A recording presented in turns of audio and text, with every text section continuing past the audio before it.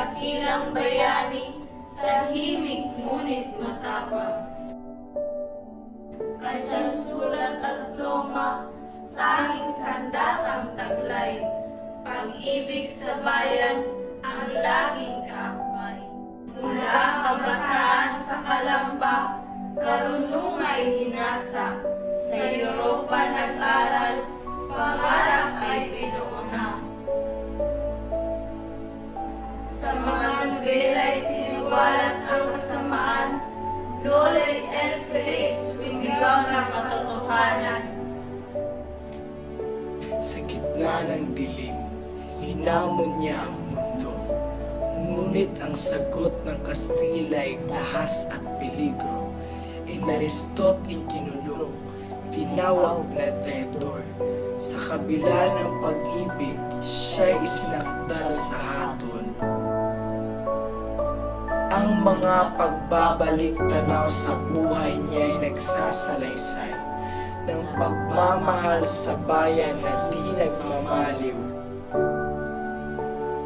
Mula sa mga kaibigan, pamilya'y iniwan, pag-asa'y buhay kahit siya'y nilisan. Si Josephine Bracken, ang huling mahal, sa puso ni Rizal nag-iwan ng dangal. Ngunit ang kanyang misyon higit pa sa sarili. Para sa bayan, ang buhay ay iaalay lagi. Sa hukuman, binibig ang peking kasalanan na siya raw ang may sala sa mga pag-aaklasan. Ngunit sa likod ng lahat ng paninira, di matitinag ang diwa ng bayani sa lusa. Ang kamatayan ko'y di kawalan, Wika niya, sapagkat ang bayan ko'y magliliwanag pa. sa bagong bayan, siya'y nilitis at binitay.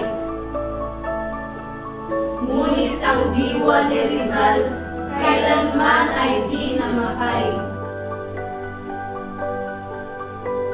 Tayo ngayon ay narito, mga kabataan. Anong aral ang natutunan sa kanyang kasaysayan?